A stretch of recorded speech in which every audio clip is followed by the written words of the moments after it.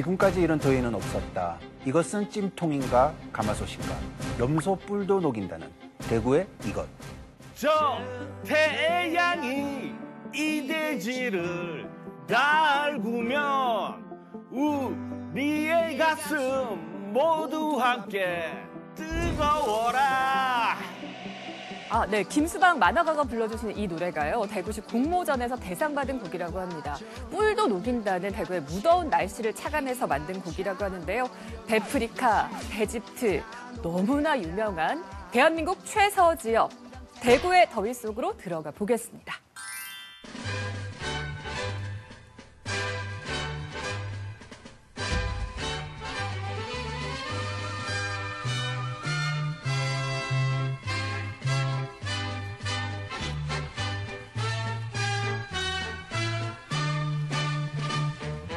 능금고 향기로운 내 고향 땅은 팔공산 바라보는 해 뜨는 거리. 그냥 삼겹살 불판이라고 말합니다.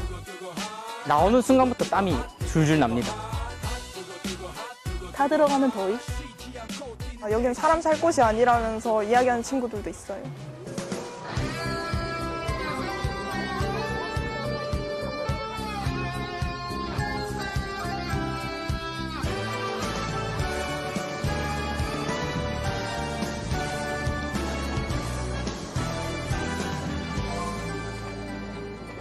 전국 대부분 지역에 폭염특보가 내려지면서 당분간 무더위가 오늘날 이어질 최고 것으로 기온이 예보됐습니다. 대구 36.6도, 경산이 36.3도, 대구와 경북 대부분 지역은 폭염특보가 내려진 가운데 찜통더위가 이어졌습니다.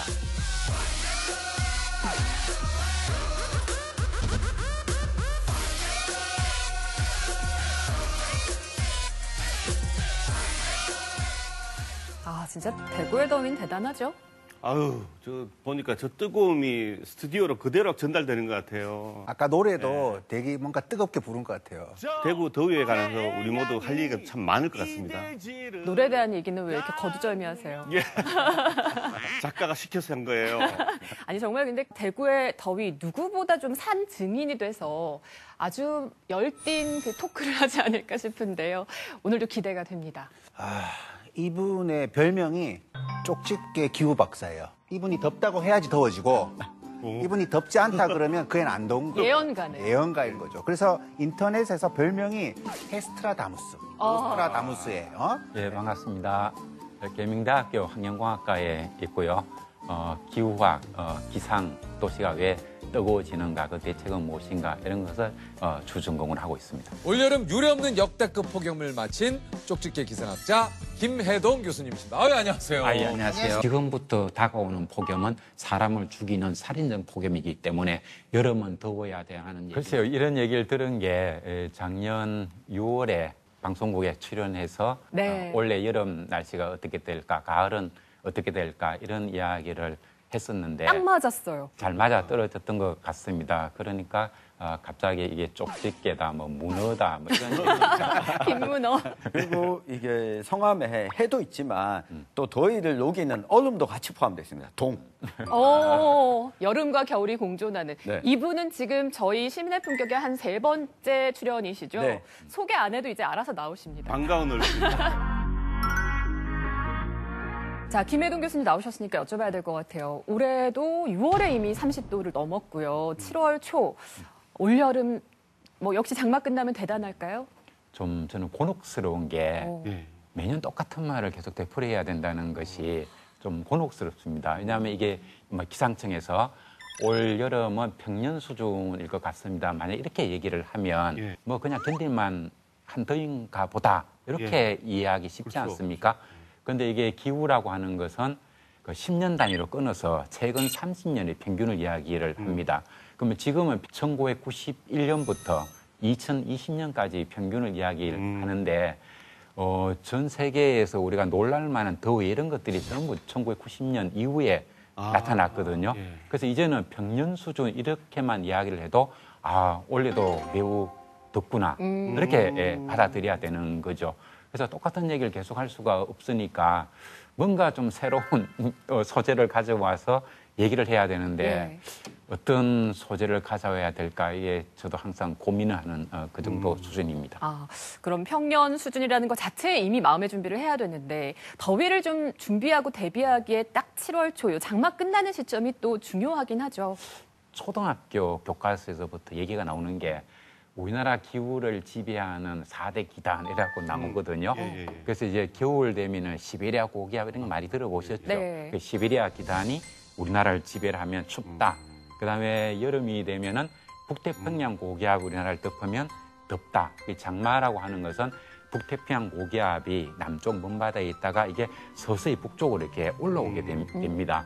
본격적인 더위가 시작되는 것은 장마가 끝난 이후다 이렇게 볼 수가 있습니다. 물론 금년의 경우에는 장마가 좀 남쪽에 있음에도 불구하고 이미 그 6월 하순 이때 벌써 33도, 35도 더위가 나타나고 있기 때문에 이런 현상들도 과거에는 보지 못했던 좀 특이한 현상, 기후위기의 하나의 징조 이렇게 볼 수 있을 것 같습니다. 그러니까 여름이 다가오기 전에 이렇게 약간 무서웠던 적은 최근에 가지는 감정 같아요. 예전에는 이야 여름이다 뭐 이런 식으로 마주했던 것 같은데 그 유엔 사무총장이 그런 말 했잖아요. 지구 온난화의 시대는 끝났다. 네. 지구 열대화의 시기가 도래했다. 보일링 막 이랬잖아요. 그런 끓고 거예요. 있다는 네, 얘기. 그러니까 와 내가 원래 과연 버틸 수 있을까? 에어컨 혹시 트신 분 계세요? 이미 저는 6월부터? 그 전기세 때문에 그 7월까지는 참아보려고 하다가 며칠 전에 너무 더우니까 화가 나는 거예요. 애꿎은 가족한테 시비를 걸 수가 있어요. 불쾌지수 네. 올라가니까.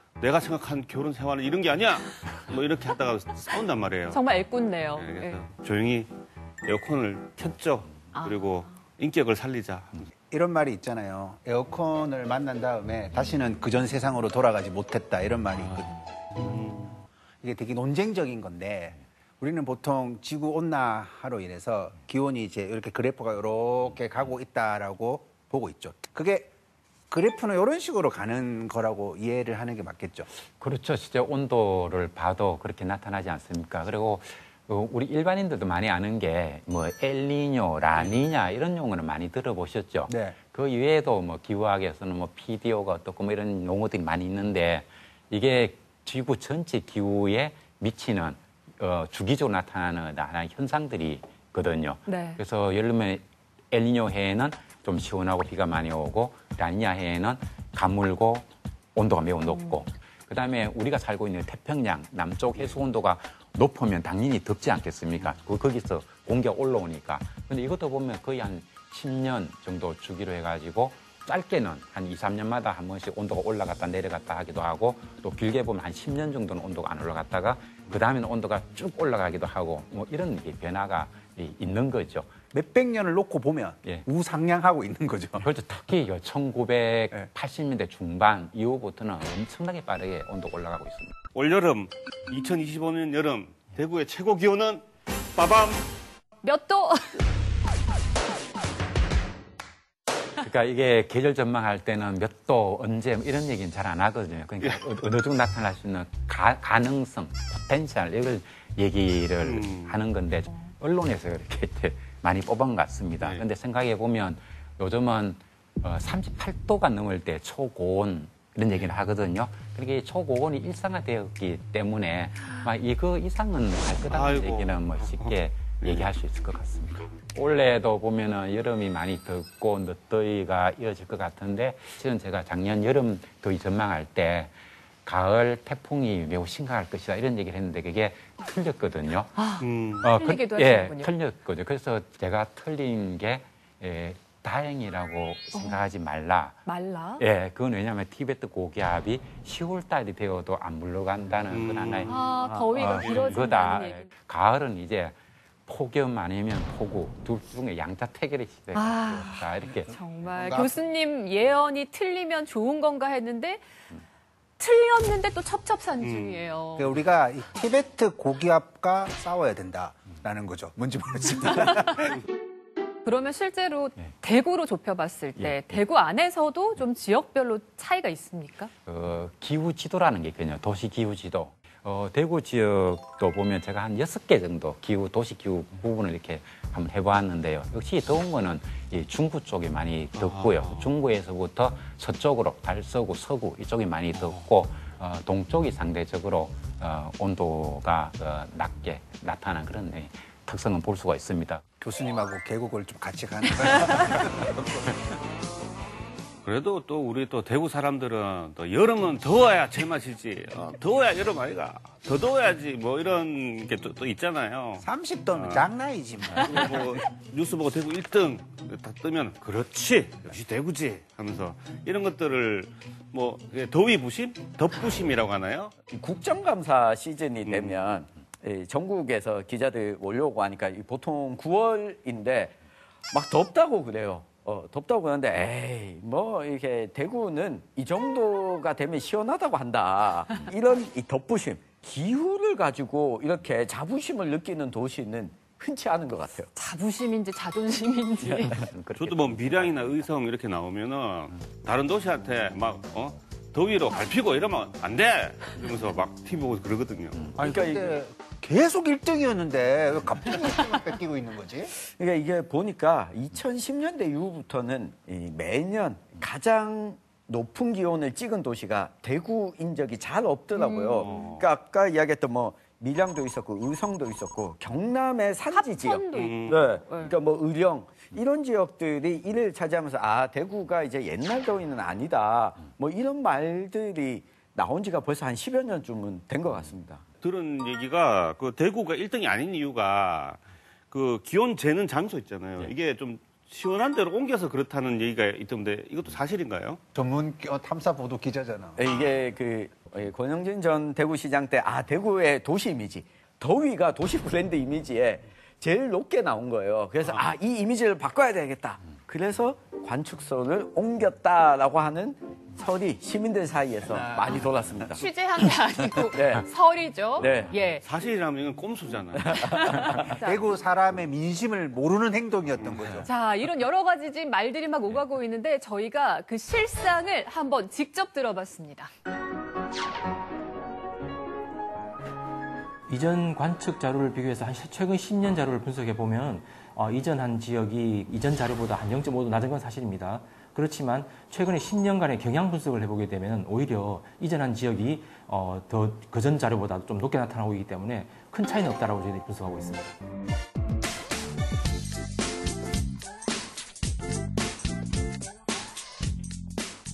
폭염 특별 관측은 보통 예상 낮 최고 기온이 33도 이상이 예상되는 경우에 수행하게 되는데요. 폭염의 피크 기간이 7, 8월 달입니다. 대구 도심에 한 3, 4곳 정도를 선택을 해서 이동형 기상관측 장비 또는 기상관측 차량을 가지고 특별 관측을 수행하게 됩니다.